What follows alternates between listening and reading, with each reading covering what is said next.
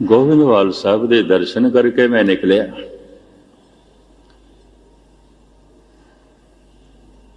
ਤੇ ਮੇਰੇ ਮੂੰਹ 'ਚ ਇਹ ਪੰਕਤੀ ਸੀ ਭੱਟਾਂ ਦੀ, ਗੋਬਿੰਦਵਾਲ ਗੋਬਿੰਦਪੁਰੀ ਸਮ ਜਲਨ ਤੀਰ ਬਿਬਾਸ ਬਣਾਇਆ।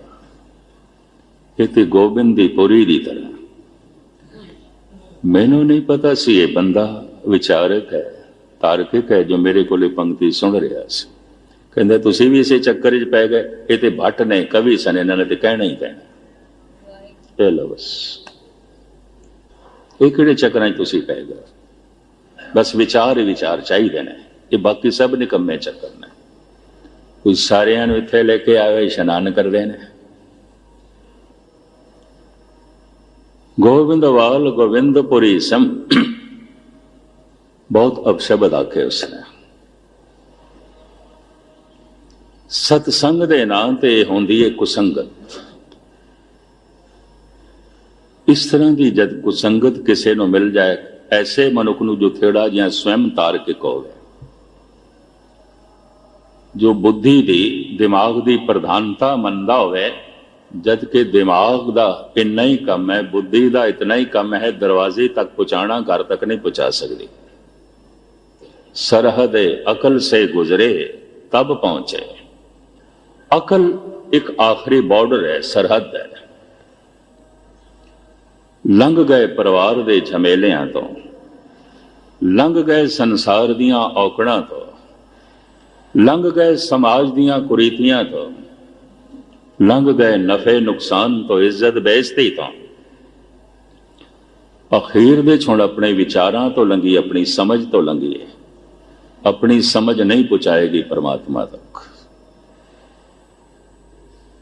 ਆਪਣੀ ਸਮਝ ਹੁਣ ਇਹ ਆਖਰੀ ਸਰਹੱਦ ਹੈ, ਇਹਨੂੰ ਵੀ ਟੱਪ। ਠੀਕ ਹੈ, ਤੂੰ ਟੱਪ ਗਿਆ ਪਰਿਵਾਰ ਦੇ ਝਮੇਲਿਆਂ 'ਚ, ਉਹਦੇ 'ਚ ਨਹੀਂ ਪੈਂਦਾ ਹੁਣ ਤੋਂ। ਹੁਣ ਕੋਈ ਪਰਿਵਾਰਕ ਗੱਲਾਂ ਤੇਰੇ ਪਾਠ ਪੂਜਾ ਦੇ 'ਚ ਫਰਕ ਨਹੀਂ ਪਾਉਂਦੀ। ਹੁਣ ਸੰਸਾਰਿਕ ਔਕੜਾਂ ਤੇਰੇ ਅੰਮ੍ਰਿਤ ਵੇਲੇ ਉੱਠਣ ਦੇ 'ਚ ਕੋਈ ਔਕੜਾਂ ਨਹੀਂ ਪਾਉਂਦੀ। ਹੁਣ ਸੰਸਾਰ ਦੇ ਸਮੇਂ ਝਮੇਲੇ ਤੇਰੇ ਜਪ ਤਪ ਦੇ 'ਚ ਫਰਕ ਨਹੀਂ ਪਾਉਂਦੇ। ਇਹਨਾਂ ਤੋਂ ਤੇ ਤੂੰ ਲੰਘ ਆਇਆ, ਹੁਣ ਆਪਣੀ ਅਕਲ ਤੋਂ ਵੀ ਲੰਘ। ਸੁਧ ਮੈਂ ਨਾ ਸੁਧ ਰਹੀ, ਮਤ ਮੈਂ ਨਾ ਮਤ, ਹੁਣ ਇਸ ਤੋਂ ਵੀ ਲੰਘ। ਕਹਿੰਦੇ ਨੇ ਸ਼ਾਇਦ ਸੰਸਾਰ, ਪਰਿਵਾਰ, ਹੋਰ ਸਾਰੀ ਵਿਵਸਥਾ ਨਾਲ ਵੀ ਮਨੁੱਖ ਨੂੰ ਇਤਨਾ ਮੋਹ ਨਾ ਹੋਵੇ ਜਿਤਨਾ ਆਪਣੀ ਸੋਚਣੀ ਨਾਲ ਹੁੰਦਾ। ਆਪਣੀ ਸੋਚਣੀ ਨਾਲ ਹੁੰਦਾ। ਤੇ ਆਪਣੀ ਸੋਚਣੀ ਨਾਲ ਮੋਹ ਹੈ, ਤੇ ਆਪਣੀ ਸੋਚਣੀ ਤੇ ਫਿਰ ਮਾਣ ਹੈ। ਆਪਣੀ ਸੋਚਣੀ ਤੇ ਫਿਰ ਮਾਣ ਹੈ, ਤੇ ਗੁਰੂ ਦੇ ਸਾਹਮਣੇ ਵੀ ਕਹਿ ਸਕਦਾ ਹੈ ਮੈਂ ਸਹੀ ਹਾਂ, ਮੈਂ ਸਹੀ ਹਾਂ। ਰੁਕ ਗਿਆ ਗੁਰੂ ਦੇ ਸਾਹਮਣੇ ਤੇ ਕਹਿਣਾ ਹੁੰਦਾ ਹੈ, ਹੇ ਗੁਰੂ, ਅਜੇ ਤੱਕ ਜੇ ਅਧਿਆਤਮਕ ਰਸ ਮੈਨੂੰ ਨਹੀਂ ਪ੍ਰਾਪਤ ਹੋਇਆ, ਤੇ ਹੇ ਗੁਰੂ ਮੈਂ ਗਲਤ ਹਾਂ, ਮੈਂ ਗਲਤ ਹਾਂ, ਮੇਰੀ ਸੋਚਣੀ ਗਲਤ, ਮੈਂ ਠੀਕ ਨਹੀਂ ਹਾਂ। 26 ਸਾਲ ਦੀ ਲੰਬੀ ਚੌੜੀ ਤਪੱਸਿਆ ਤੋਂ ਬਾਅਦ ਵੀ ਬਾਬਾ ਫਰੀਦ ਕਹਿੰਦੇ ਨੇ, ਮੁਝ ਔਗੁਣ ਸਹਿ ਨਾਹੀ ਦੋਸ। ਇਹ ਖੁਦਾ ਤੇਰਾ ਮਿਲਣਾ ਨਹੀਂ ਹੋਇਆ ਤਾਂ ਫਿਰ ਮੈਂ ਹੀ ਗਲਤ ਹਾਂ, ਮੈਂ ਹੀ ਗਲਤ ਹਾਂ। ਤੂੰ ਠੀਕ ਹੈ, ਮੈਂ ਗਲਤ ਹਾਂ। ਆਪਣੀ ਅਕਲ ਤੇ ਰੁਕ ਗਿਆ, ਔਰ ਇਹ ਰੋਕਦੀ ਹੈ। ਕਈ ਸੰਘਰਸ਼ਸ਼ੀਲ ਮਨੁੱਖ ਹੁੰਦੇ ਨੇ, ਤਕੜੇ ਹੁੰਦੇ ਨੇ, ਸਮਾਜ ਦੀਆਂ ਔਕੜਾਂ ਨਹੀਂ ਰੋਕਦੀਆਂ। ਕਈ ਮਜ਼ਬੂਤ ਹਿਰਦੇ ਵਾਲੇ ਹੁੰਦੇ ਨੇ, ਪਰਿਵਾਰਕ ਔਕੜਾਂ ਨਹੀਂ ਰੋਕਦੀਆਂ, ਆਰਥਿਕ ਔਕੜਾਂ ਨਹੀਂ ਰੋਕਣੀਆਂ। ਪਰ ਆਪਣੀ ਸੋਚਣੀ ਦੇ ਸਾਹਮਣੇ ਤੇ ਹਰ ਬੰਦਾ ਕਮਜ਼ੋਰ ਹੈ। ਮੈਂ ਠੀਕ ਹਾਂ, ਤੂੰ ਠੀਕ ਹੈ, तो फिर आत्म रस को क्यों कोई नहीं? अगर तू ठीक है तो आनंद क्यों नहीं है? तू ठीक है तो परम प्रकाश क्यों नहीं है? तू ठीक है तो फिर समाधि क्यों नहीं है? तू ठीक है तो तेरा हृदय निर्वैर क्यों नहीं है, निर्मल क्यों नहीं है? तू ठीक है तो दैवी गुणा की दात क्यों नहीं है? तू गलत है। समाज नूं गलत कह देना, परिवार नूं गलत कह देना, संसार नूं गलत कह देना, सारी दुनिया कह रही है। अपने आप नूं गलत कह देना कदी कदाई कोई आत्मदर्शी भगत कहता है मैं गलत हूं। मुझ अवगुण सह नाही दोष। मैं संबंध भाई गुरदास जी का एक कविता थोड़े सामने रखा। भाई साहब भाई गुरदास जी कहते ने रूपहीन, कुलहीन, गुणहीन, ज्ञानहीन, शोभाहीन, भागहीन, तपहीन बावरी। ओंकारेश्वर गुरुद्वारे च किधरे मैं सुना रहा सी, दो ब्राह्मण मैनू रोंदे हुए मिले, कहने लगे किसदा पता है, सानू लिखा दो। ये गुरदास जी कौन ने तुसी कह रहे सी। मैं कि गुरु घर दे वेद व्यास ने। कहने लगे वेद व्यास ने, पर कहते की पैने अपने आप को। मैं कहा ठीक नहीं कह रहे, हालांकि उन्होंने दी अखां अश्कबार सन। कहने लगे इतना ठीक कह रहे ने, सानू अपनियां गलतियां दिखाई दी, इतना ठीक कह रहे हैं। खैर सुनावा थानू। भाई साहब कहते ने रूपहीन, कुलहीन, गुणहीन, ज्ञानहीन, शोभाहीन, भागहीन, तपहीन बावरी। ये प्रभु इस तरह का स्वप्न ते मेरे को नहीं है। किसी रूप नूं अगे करके मैं तेनों रिझावां। मेरी जात भी उच्ची नहीं है, मैं कुल दा भी उच्चा नहीं। रूपहीन, कुलहीन, गुणहीन, एक भी गुण कोई नहीं। गुणा तो भी हीना, ज्ञान तो भी हीना। ये किधरे अतकथनी ना समझ लेना। हर ओ अभ्यासी, हर ओ जपेश्वर, हर ओ तपेश्वर महसूस करता है जो अज तक रस नहीं बनया तो मैं गलत हाँ। ये ओदी तस्वीर भाई साहब साडे सामने रख रहे हैं। पर महापुरखों च ब्रह्म ज्ञानियां च खूबी होंदी है, अपने आप को अगे कर लेंदा। अजे तक समाधि लीन नहीं होया, कोई कथा कीर्तन गुरबाणी गुरुद्वारे गुरु का दोष नहीं, तू दोषी है, तू दोषी। तू अपनी सोचनी तो अगे नहीं जा रही, तेरी सोचनी रोकी जा रही। रूपहीन, कुलहीन, गुणहीन, ज्ञानहीन, शोभाहीन, भागहीन, तपहीन बावरी। हे गुरु मेरे ऐसे भाग भी कोई नहीं, भागा तो भी हीणा, तप तो भी हीणा, कुल तो भी हीणा, गुणा तो भी हीणा, ज्ञान तो भी हीणा। दूसरी पंक्ति, दिष्ट दरसहीन, शब्द सुरतहीन, बुद्ध बलहीन, सूदे हस्त ना पावरी। तैनू वेख सका अखां भी कोई नहीं, तैनू सुन सका मेरे कोल कन भी कोई नहीं। मैं अपने बोल तेरे कन्ना तक पहुंचा सका, मेरे को जबान भी कोई नहीं। दृष्ट दरसहीन, शब्द सुरतहीन, बुद्ध बलहीन, सूदे हस्त ना पावरे। हाथ भी कोई नहीं, पैर भी कोई नहीं, टुंडा भी हाँ, लंगड़ा भी। चल सका पैर भी कोई नहीं, कुछ सेवा कर सका हाथ भी कोई नहीं। सुन सका मेरे को कन भी कोई नहीं, वेख सका मेरे को अखां भी कोई नहीं। कुछ बोल सका मेरे को जबान भी कोई नहीं। कुछ समझ सका असलियत नो मेरे को बुद्ध बल भी कोई नहीं। दृष्ट दरसहीन, शब्द सुरतहीन, बुद्ध बलहीन, सूदे हस्त ना पावरी। प्रीतहीन, रीतहीन, भाय भय प्रतीतहीन, चित्तहीन, वित्तहीन, कोई नहीं, मर्यादा भी कोई नहीं, रीत भी कोई नहीं, जीवन का ढंग भी कोई नहीं, भावना भी कोई नहीं, श्रद्धा भी कोई नहीं।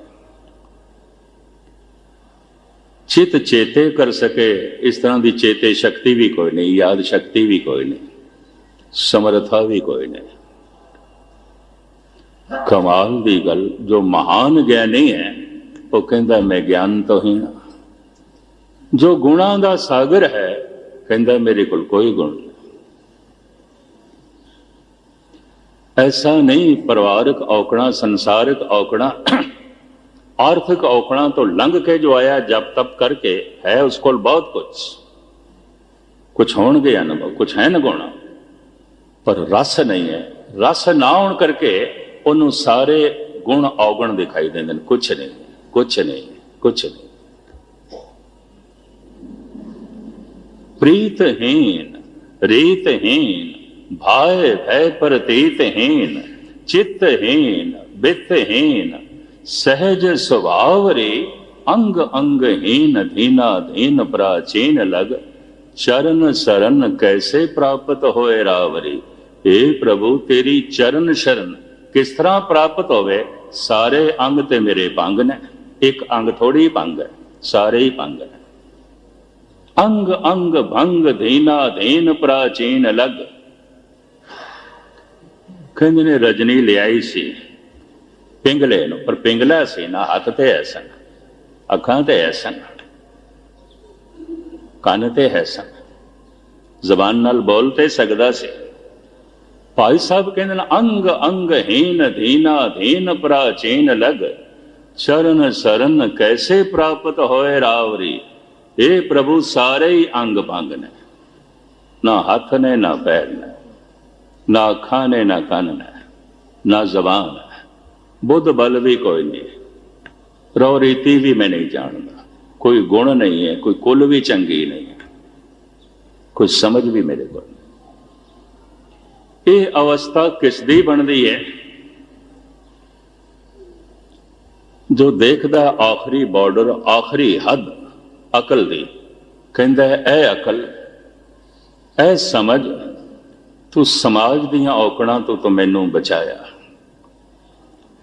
तू आर्थिक औकड़ां दे होंदियां ते मैनू डिगण नहीं दिता, तू संसार दे झमेलियां तो मैनू बचाया, पर रब्बी रास्ते कोई नहीं, अध्यात्मिक रास्ते कोई नहीं, समाधि ते कोई नहीं, वो परम प्रकाश ते कोई नहीं, उस परम स्वरूप की झलक ते कोई नहीं। हुण दुनिया के अवतारी पुरुष की कहते ने, जिस अकल नूं नाल लेके इत्थे तक पहुंचे हैं, अगर सारियां नूं छड्ड के आया तो हुण इस अकल नूं भी छोड़, इस समझ नूं भी छोड़, हुण इस सुध बुध करते हर लई मेरी इनू भी छोड़। इसनों एक महान आलम गुजरी सदी दा हो गुजरिया, एक महान शायर, मैं अक्सर कहता होना, पंजाबी दे संत कवि भाई साहब भाई वीर सिंह जी, बंगाली संस्कृत ते ब्रिज भाषा दे संत कवि राविंद्र नाथ टैगोर, उर्दू फारसी दे फकीर शायर डॉक्टर मोहम्मद इकबाल। गजब की गल, तीनों समकाली ने होए भी कोई टाइम ने, तिन्हां दियां रचनावां अध्यात्मक तल ते खड़ियां ने, बहुत टुमदियां ने। इकबाल कहंदा है तेरे सीने में दम है, दिल नहीं है। अकल ते है, अकल दा दम खम ते है तेरे को, जज्बे कोई नहीं, भावना कोई नहीं, दिल नहीं। तेरे सीने में दम है, दिल नहीं है, तेरा दम गर्म ये महफिल नहीं है। निकल जाओ अकल से आगे के ये नूर चिरागे राह है, मंजिल नहीं। ये तो एक रस्ते का दीवा सी ते तू दीवे की परिक्रमा करन लग पे, घर नहीं है, रस्ते का चानना सी, तू ये आले दुआले घूमन लग पे। ਬਹੁਤਾ ਤਾਰਕਿਕ ਮਨੁੱਖ ਆਪਣੀ ਤਰਕ ਤੋਂ ਅੱਗੇ ਨਹੀਂ ਜਾਂਦਾ, ਬਹੁਤਾ ਸਮਝਦਾਰ ਮਨੁੱਖ ਆਪਣੀ ਸਮਝ ਤੋਂ ਅੱਗੇ ਨਹੀਂ ਜਾਂਦਾ। ਕੌਣ ਦੱਸੇ? ਸਮਝ ਤੈਨੂੰ ਪਰਮਾਤਮਾ ਨਾਲ ਨਹੀਂ ਜੋੜ ਸਕਦੀ।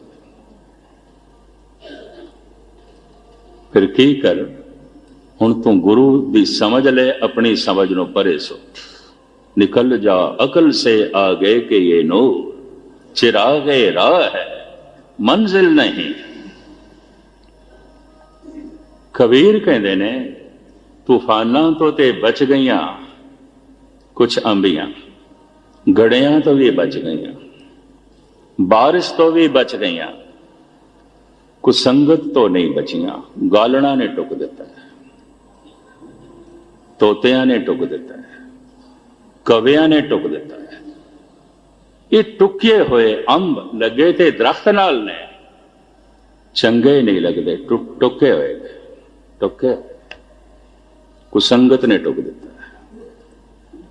रस नाल भरन लगे सन, तूफाना तो ते बच गए, बारिश तो ते बच गए, गड़िया तो ते बच गए, गालना तो नहीं बचे, तोतियां तो नहीं बचे, कवियां तो नहीं बचे। कबीर एक रहस्यवादी संत है। इस श्लोक दे ये सारी व्याख्या साढ़े सामने रखता है। कबीर फल लागे फलन, भावें रास्ते आ गया पर टुके हुए, दरख्तां लगे होया चंगा नहीं लगता। बाजार दी चीज की कीमत नहीं है। कबीर फल लागे फलन, पाकन लागे आम, जाए पहुंचे खसम के, जो बीच ना खाई काम। मालिक दी झोली ते अंब तां पैगा, किधरे कवियां तो भी बच जांदा, गालना तो भी बच जांदा, तोतियां तो भी बच जांदा। टुके हुए मालिक झोली च नहीं पांदा। भगत कबीर ऐसा कहता है, तेनू जिस तरह जगत दे च भेजिया से इस तरह वापस आ। खैर मुख्तसर में अर्ज करा, अज दा ये पावन पवित्र वाक, इहदे च धन गुरु अर्जन देव जी महाराज प्रभु सिमरन की गल कर रहे ने। उसदे सारे साधन ने, कथा कीर्तन सेवा, ये सब साधन ने। सिमरन फल है। तुसी आखोगे सिमरन फल है? हाँ, सिमरन जोड़ देंदा, याद ते जोड़ देंदी है। तुद चित आए महा आनंदा, चित चेते च आ गया, महा आनंद बन गया। सिमरन ते महा आनंद है। सिमरन कर रहे हैं, सिमरन कर रहे हैं, जो दुखी ने कल्प रहे हैं। प्रभु सिमरन दरबार है, बैठे थे सारे कल्प दे बेचैन। सिमरन ते फल है। तू चित आवे तेरी माया, हे प्रभु ये तेरी बख्शिश है जे तू चेते आ जाए, तू याद आ जाए, क्योंकि तेरी याद ही ते महा आनंद है, तेरी याद ही ते महा रस है, तेरी याद ही ते प्राप्ति। इसनों मैं इंज बयान करदा हुंदा, संबंध सारे यादां दे ने। कोई भैण भरा दे संबंध नहीं आउंदे, कोई मित्र पुत्रां दे संबंध नहीं आउंदे। जो याद आंदा है वो संबंधी है। जिहड़ा बिल्कुल भुल गया कहदा संबंधी है। भुल गया भरा, भुल गया मित्र, भुल गया चाचा ताया, कदी याद ही नहीं आंदा, संबंधी है। साडा खाक संबंधी है, कदी याद कीता? याद ते आउंदा ही नहीं। संबंध सारे यादां दे आउंदे। ठीक है, तू दानी होवेगा, ज्ञानी होवेगा, रोज दा सतसंगी होवेगा, सेवा करदा होवेगा, नहीं मनदे तो सिमरन करता होगा। सिमरन ते फल है, याद ते उसदी फल है। सब कुछ इस वास्ते करना है हिरदा सिमरन तक पहुंच जाए, उन्होंने याद करन लग पे। जैसे याद करदा है तुद चित आए महा आनंदा, जिस विसरे सो मर जाए। ओदी याद महा आनंद है, उन्होंने भुल जाण नाल मर जांदा है। कि मनुख दे गुण मर जाते हैं, मनुख दियां खुशियां मर जांदियां, मनुख दा खेड़ा मर जाता है, ਮਨੁੱਖ ਦੀ ਸੋਚ ਸਮਝ ਵੀ ਮਰ ਜਾਂਦੀ ਹੈ। ਉਹਨੂੰ ਭੁੱਲਦਿਆਂ ਹੀ ਜਿਹੜੇ ਆਸਰੇ ਬਣੇ ਹੁੰਦੇ ਨੇ ਸਭ ਬੇਆਸਰੇ ਹੋ ਜਾਂਦੇ। ਹਰ ਬਿਸਰਤ ਤੇਰੇ ਗੁਣ ਗਲਿਆ, ਸਾਰੇ ਗੁਣ ਗਲ ਜਾਣਗੇ, ਕੁਛ ਵੀ ਗੁਣ ਨਹੀਂ ਹੋਗਾ। सारे गुणा ते खाक पै जाएगी अगर वो भूल गए। अगर वो याद आ तो फिर सब कुछ प्राप्त हो गया, सब कुछ प्राप्त हो गया।